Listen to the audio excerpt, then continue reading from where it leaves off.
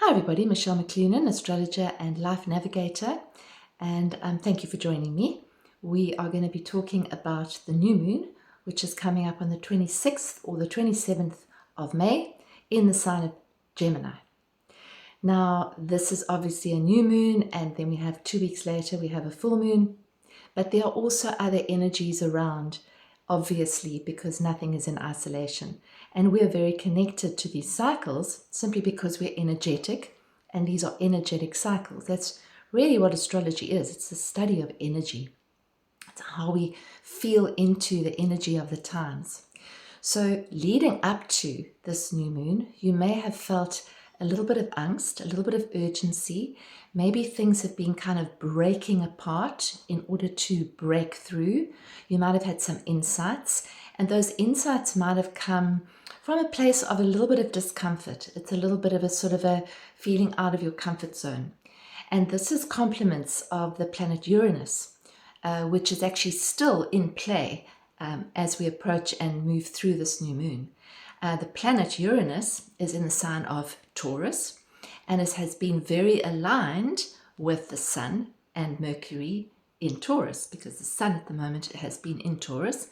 Uranus has been moving over it. So for the last week or so, it's been very activated. Now, it's been more activated than normal because this will be the last time that Uranus goes over Taurus, the Sun in Taurus, for our lifetimes, because Uranus has an 84-year cycle. And so it'll go through other signs, but not the sign of Taurus. So there's a big shift here, and there's a very big focus on liberation. And we've been speaking about this over the years. Pluto, the planet of transformation, has moved into the sign of liberation. Now, this new moon is really activating that theme, the theme of liberation, and what liberation actually means. So I'll try and break it down for you. By the way, if you have not subscribed to the channel, I'd really appreciate it if you would. That really helps to get the reach out. It also helps if you like the video and if you share it. So if you wouldn't mind doing that for me, that would be awesome. And comment. Let me know how you're feeling into this energy. It's lovely to get a dialogue going in the comments because we sort of form a community that way. And this is also a time in our history where we are forming communities. And this new moon is very connected with communicating because it's the sign of Gemini. So a new moon, just to recap for those of you who are not all that familiar with astrology, a new moon is always a time of planting new seeds. It's a new beginning. So we get the chance every single month to plant new seeds, to let go of the past and to start again. That's the beauty of this human journey. We can mess up, we can make mistakes, and we can get the chance to start again and to try new and to do things differently. And that's the energy of the new moon every month, is that energy. It's letting go, saying, right, that's past. What have I learned from it? And what are my new seeds that I'm planting for the next cycle? So we forgive, we let go, we release, and we move into the next part of our evolution, the next part of our journeys as humans as well. So that's also a very big theme. I'm going to try and summarize it because there's a lot to talk about this new moon, and I don't want to do too much astrology because it can get a little confusing for people who aren't astrologers. Astrology is a language, and if you don't know how to speak the language, it's just like listening to some foreign language. So I try to actually turn it into something that's understandable. So if we break down the new moon, we have at this new moon, we have the sun, we have the moon, which is a new moon at the same degree, 6 degrees of Gemini, as well as Mercury. Now, Mercury in astrology is the ruler of Gemini. So what that does is it strengthens Mercury. So in other words, Mercury is what we call the ruler of this new moon. And what is Mercury? Mercury is the planet of communication, speaking, writing, sharing, listening, absorbing information, sharing information, how we dialogue with ourselves, how we dialogue with other people, what our conversations are like, what's going on upstairs inside our heads at any one moment. It's related to the mind, the logical sort of rational, also, although sometimes it's quite irrational, mind.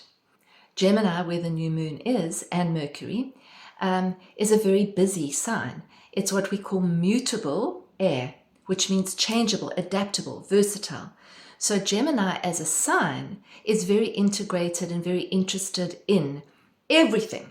Gemini wants to have lots of different irons and lots of different fires and wants to be busy with all of them. Organizing, connecting, communicating, busy, busy, busy. It's beautiful.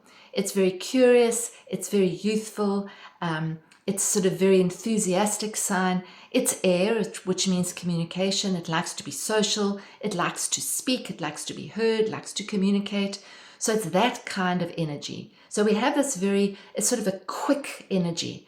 And this whole new moon is actually quite a quickening new moon. So if you look at the energies, you've got those 3 planets in Gemini, and then we have a whole bunch of planets in Aries. I'll just show you the chart on the screen. Now, Aries is a fire sign, and the combination or the connection between Aries and Gemini is what we call a sextile. A sextile is an aspect between two signs, and it's what we call a favorable aspect. It's actually an aspect which represents growth and opportunity. So that's what we're going to just look at. What is this opportunity that we've been given? Okay, so this new moon is in a very close connection to Saturn and Neptune, which I've been talking about a lot because Saturn and Neptune are busy finishing off very old cycles and beginning new cycles.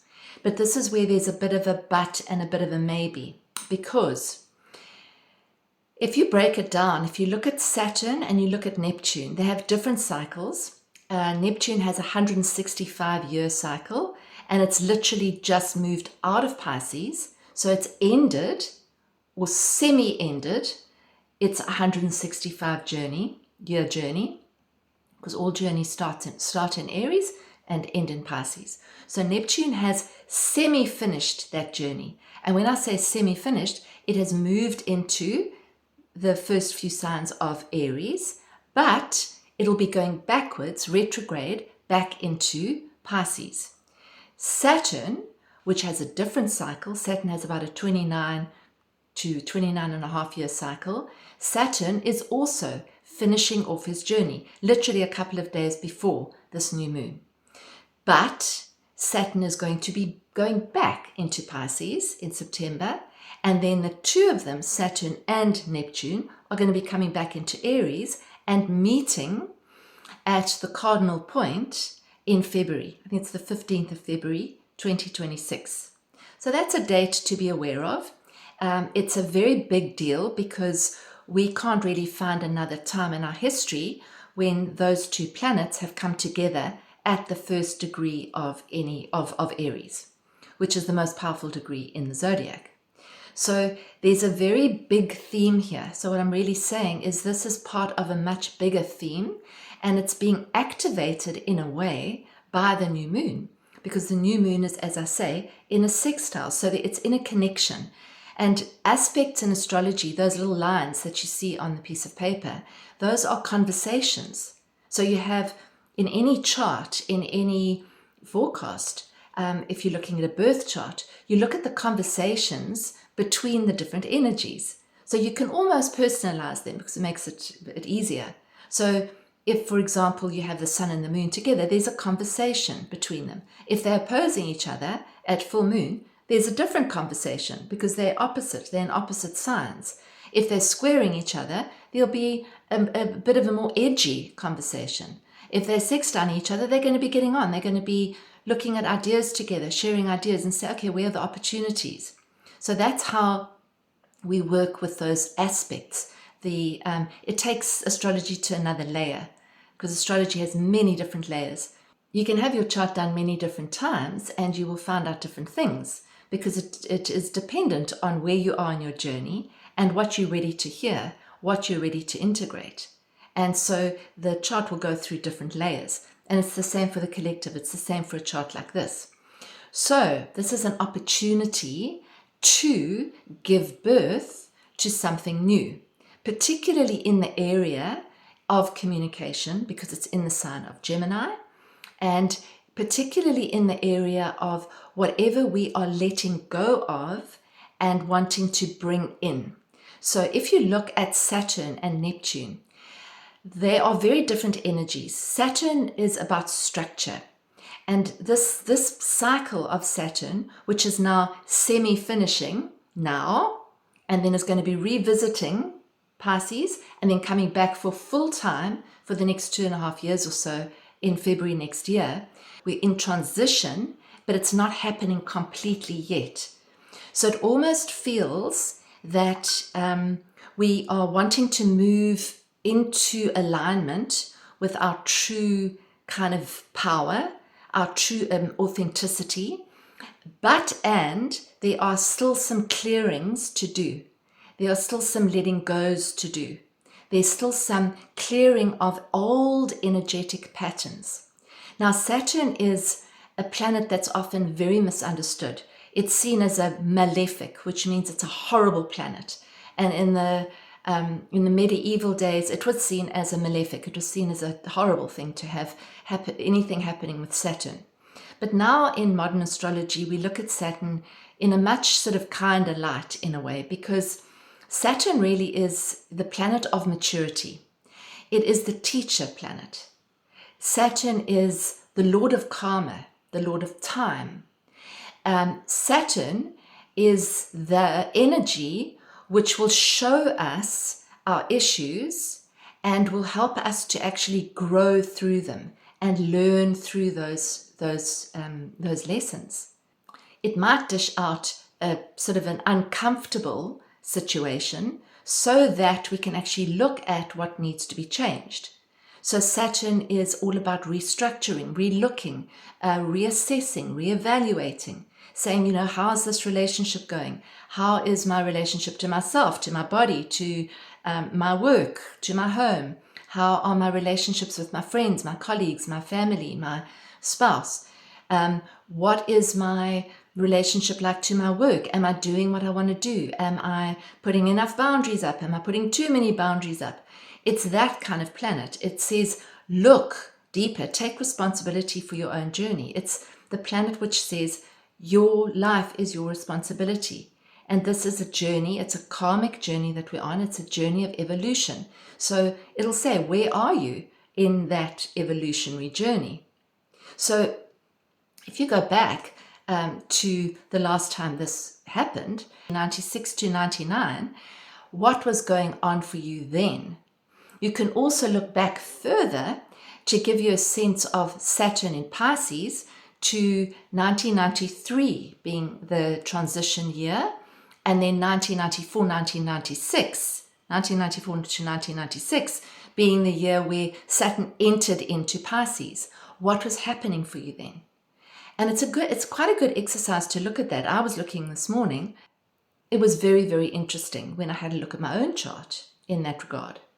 So in 1996, for example, I was working for a corporate and working through the night and sort of stressing out and successfully starting to burn myself out. And in April 1996, when Saturn moved into Aries, I had an accident on the job. And as a result of the accident, I really started to reassess where I was putting my energy and how I was actually using my life energy. And there were quite a few challenging issues there with the company that I was working for, with how they dealt with it, because we were actually on a job. And that was a trigger point for me to reevaluate what I was doing with my creative energy. And that was the beginning of me actually exiting that particular company. And it turned out that entire cycle something else started afresh from that. Now, that's not exactly a nice thing to happen, and it's not saying that it's always going to happen like that. But there needed to be something which stopped me, which it really did. I messed up my ankle and I couldn't walk properly. So I was literally kind of grounded, and I needed to actually give some serious thought and some serious consideration to how I was actually living my life. Now, that is the kind of energy that this is about. It's about looking back and saying, okay, so what was going on for me? What has been going on for me? And in this particular cycle, what has been happening for me over the last 2.5 years? And what have I learned? How have I grown? Now, Saturn in Pisces will have been activating, or definitely trying to activate, the deeper part of life, our spiritual connection, our connection to the divine, to source. It might have been that you may have experienced some dissolution, some disillusionment. You might have had to let go of places, people, friends, jobs. In some cases, you might have lost people. You might have actually lost stuff.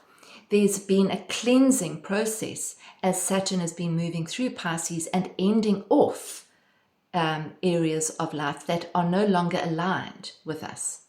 Now, Saturn moves into Aries, which is very much a fiery energy. It's actually about saying, right, how do I need to take responsibility for myself to align with who I really am now? And what have I learned through the last 2.5 years? Now, there could be some letting go here still, as I said, because we're not completely through it yet. So if you feel that you don't quite know what you want to do or where you want to go, but you feel that there's something there, you kind of need to be a bit more patient and let it play out, but find the answers in a sort of from an inner voice. Find your answers from within. If you do have clarity, then this new moon is very much encouraging us to do something, to take action, to say, right, I really want to do this. What's my first step? It could be that I want to go and do some research. It could mean that I need to go and speak to that person. That's all. I don't know where it's going to take me, but I'm going to go and speak to that person because I feel like I have to. It's just a knowing. I have to do that. And then follow that. Even if you don't have a full-on picture of what it might look like, it's about taking small steps towards bringing structure and sustainability and a sort of a strong foundation, which is Saturn, to dreams and to ideas and concepts and sort of things that might have been sort of downloaded into you in the last few years, and actually bringing them into conscious kind of manifestation. So that's the energy that I'm seeing with the Saturn and Neptune, and with those two and a few other planets actually being in a very supportive connection to the Sun and the Moon and Mercury. And then Mercury being still in a very close alignment to Uranus. This is also a very good opportunity to slow down, listen, and you might very possibly have sort of intuitive flashes of just a knowingness. Yep, I need to do that next. Listen, really listen. I think it's a very good new moon to write, to get it out. If you've got a lot of thoughts going on in your head, get it out. If you have a good friend, you might talk about it, but if you're not always able to do that. So write it out, get it out of here so that it's clearing the way. And then you can actually see and hear more clearly what needs to actually be sort of moved towards and what needs to be let go of. The sign of Gemini is the twins. That's most people, that's what they know about Gemini. But what's sometimes not known is that the one twin mythologically was mortal and the other one was immortal. So the one was very physical, the one was very eternal and spiritually based. And the combination of the two is the connecting of both. So it's actually a very good time to say, am I aligned? Is my physical aligned with my spiritual? How do I actually get a communication going between the all parts of me? So that's also Gemini. There is a lot of energy in this new moon. There's very little water. The only thing we have in water at this new moon is the North Node, which is in Pisces, which is reminding us that this is our destiny and where we're supposed to be focusing our energy is on the inner world, on the intuition, on the inner listening, on developing that spiritual foundation. That is what we are all collectively being encouraged to do.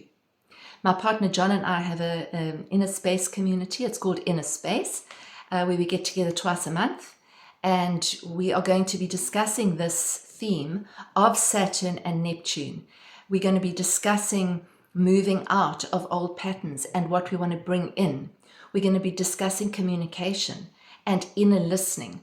How do we listen? How do we listen in to our guidance? We receive guidance in different ways. Some people will hear very clear guidance, literally as words. Other people will get a feeling about something. Other people will see something. We all process and hear and connect in different ways. And this is about honing that ability. So it probably means reducing the amount of time that we're listening to stuff coming in from the outside and listening more here, listening to inner guidance. So that's going to be our theme for June. And it's a lovely community. It's beautiful. And in our coaching sessions, we are able to actually answer some questions. And then you also get a journal, you get a meditation. So there's a lot of supportive material that goes with it. And you can join us by clicking on the link below. I'll put the link below. You can join us for a month. You can join us for more. So we've got a community which has been going for a number of years. I think it's 4 years now. And we'd love you to join us for this month because this is such a crucial time in our journey. Honestly, it really is. I can't really state it enough how important this is. And I just want to say that whatever is coming up for you, however painful it is, if it's an emotional thing, if it's a relationship thing, whatever is coming up for you, can you just be present? And can you be compassionate to yourself and to others? Just knowing that we're all doing the best that we can. And sometimes we mess up. And sometimes we have bad days. And that's okay. It's okay. It doesn't matter. You can start again. You can clear. You can see. You can learn. That's what this energy is about. And I think, the more present we can be, the more kind we can be with ourselves and others. This is a very, very strong opportunity to bring healing. Chiron, the wounded healer at this new moon, is in an alignment with Venus, the planet of relationships. This has been happening for a little while. Healing relationships, healing the relationship with yourself, healing the relationship with others. So stuff might come up in order to heal. But when it comes up, we're creatures of comfort. We want comfort. We want nice. We want light. Sometimes it's got to come up so we can see it and we can actually move through it. And that is what builds our resilience. The other thing is, I don't often mention the dwarf planets, but aligned, very, very closely aligned with this new moon and Mercury, the ruler of the new moon, is Sedna. And Sedna was known as the goddess of the sea. And the mythological story about Sedna kind of changes with depending on what you read. But it's sort of very much, her story is very much based on betrayal, transformation, and resilience. And very interesting, she was basically the main story is that she was married. She was forced into a marriage. The marriage wasn't good. I think there was sort of abuse there. And somehow her father attempted to rescue her, got on a boat. There was a major storm, which is often said to have been caused by the husband. So they get on the boat to try and get her away from the husband. And then sometime during the storm, the father chucks her overboard and she tries to get back on the boat and he chops her fingers off. Now that's not a very nice story, right? But there's another part to the story, because the other part of the story is in her struggle and having had her fingers chopped off, those fingers turn to sea creatures and a whole new life is born and she becomes the mother of the sea. So there's a transition, there's betrayal, there's transformation, there's resilience, and there's a new way of being. And this energy is very much there, this new moon. So it's just another little story that helps us to see the energy of, even if something is rough, even if you feel that you're being betrayed, even if you feel that you are failing, it's not true. And that this is an evolutionary journey of the soul. And it's not here necessarily to make us feel comfortable all the time. This new moon is also in a very supportive connection with Pluto.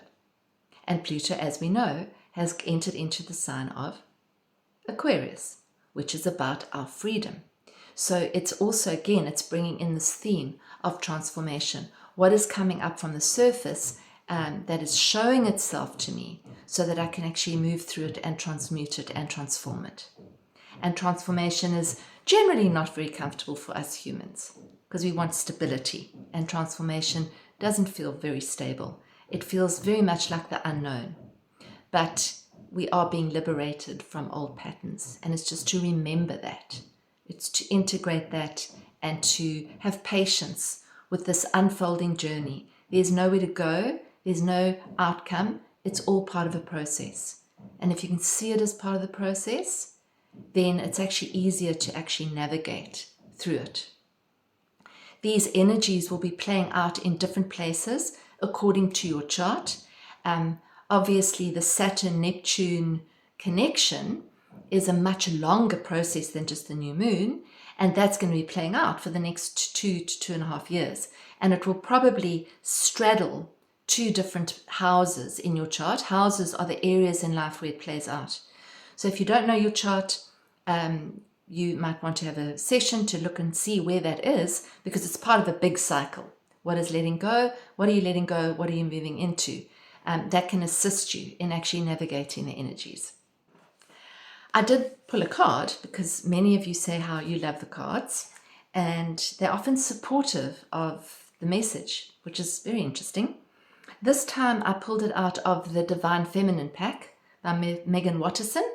That was what I felt drawn to, because this energy, this new moon, is not very feminine. It's quite masculine. It's air and fire. So I thought maybe we need some feminine wisdom here. And the card that I drew was Green Tara. I don't think I've drawn her before on our forecasts. She's known as the Buddha of enlightened action, which is interesting because of Aries being in action. My soul informs my every step. I do what my heart compels me to do. And that is very much the energy of Saturn moving into Aries. And this entire, and Neptune moving into Aries as well. It's the new. It's what am I compelled to do? What am I feeling like I need to do something? And as I say, this could be happening in stages for you. You might already know, and you might be going ahead with that, or you might still be kind of swimming around, having been chucked off the boat and not quite sure what your next thing is. So Green Tara embodies the emboldened state that overcomes fear and allows us to take action on what we know is right. Tara is a female Buddha, as she is known as the mother of liberation, because her name is derived from the root to cross. Tara assists us, all beings, in crossing the ocean of suffering to liberation. I mean, how about that in light of what I've just told you about Sedna? According to Tara Tantra, eons ago, Tara incarnated as the king's daughter. She showed such spiritual excellence and such profound compassion that she impressed a group of monks. They told her that they would pray for her to be reborn a man so that she could reach enlightenment. She responded by enlightening them. She told them that there's no such thing as male and female, obviously on the soul level. The ideas, projections, and expectations that we impose onto the male and female form are not real. They are contrived. Form is emptiness, and emptiness is form. Tara vowed then and there before all the monks that she would remain a female Buddha for all lifetimes until all beings were liberated from the illusion that a person's sex determines the ability to become enlightened. Tara has 4 different types of enlightened activity and divine attributes, depicted symbolically through the colors red, white, black, yellow, and green. Green Tara is Tara's embodiment of compassionate action or enlightened action. So you could almost see that as Neptune and Saturn in Aries, enlightened action. Her green color signifies vigor and vitality. Her mudra also represents vitality and the purity of our life force, the prana mudra. She is the action we take from a deeply rooted place within our heart. She is the energy that seeks to act in alignment with what will free us as we liberate ourselves and others. Green Tara is that sacred nudge to get moving, to do what it is that your soul compels you to do. Don't sit with an idea or project any longer. Take action on it. Don't think about a friend who keeps coming into your heart. Go and bring them dark chocolate or send them a love letter. Don't wait to express your love to someone you've needed to. Go now. Tell the truth. Let your feet be moved by what is being caged within you. Let your wisdom shift into inspired action. Now, what I'm going to say about this inspired action is, because we're on a semi-active point, is take small actions. So if you do have a sacred nudge that something is changing and you want to do something different, do something small. Go and meet somebody, speak to somebody, ask for help. Set the intention this new moon to align yourself with what emboldens you, to align yourself with what makes your heart sing. Set the intention and then ask for help, ask for guidance, ask to be shown. So even if you're not able to make a huge, bold step into the future because you might not know what that is, ask for guidance and ask for help. That's the energy of this new moon, is very, very supportive in that. Write it down as well. Tara is the message that this is a time for action. So that could be the action. The action can also, by the way, be I'm actively wanting to let go of this pattern and I need help with that. There's nothing to wait for and no person you need to become before doing what you've come to do. Start small. Let the soul lead, not the ego. It's not the grandeur of the gesture or the effort. It's the amount of love something is done with that ever matters. There are so many injustices in the world, so much suffering, that it's easy to get stuck in the molasses of helplessness. The brilliant Burmese diplomat San Suu Kyi says, if you're feeling helpless, help someone. Green Tara is about aligning what moves us to tears with compassionate action. She's the push to do something, anything that might alleviate the suffering of others. In the process of taking action with love and from love, we also liberate ourselves. Soul voice meditation. What does my soul want me to take action on right now? Very good. The intention, my soul informs my every step. I do what my heart compels me to do. What is your heart compelling you to do? Is it compelling you to let go of something? Is it compelling you to sit down and have a really heart-to-heart, honest, gentle conversation with someone? What's it compelling you to do? This is a really, really powerful time for conversation, for setting new intentions, and for asking for help, and then listening to the answers. So I do hope that has helped you to navigate this energy the best that you can, because it's very powerful and very positive. It's actually a positive new moon. And it's active, it's curious, it's lovely, it's lively. So just enjoy it. If you would like to see where this is playing out, especially the Saturn-Neptune transit, you might want to see where that's playing out in your chart. You're welcome to get hold of me and book a reading. You can find my details below through my website. So thanks very much for listening, everybody, and all the best for the new moon. Lots of love.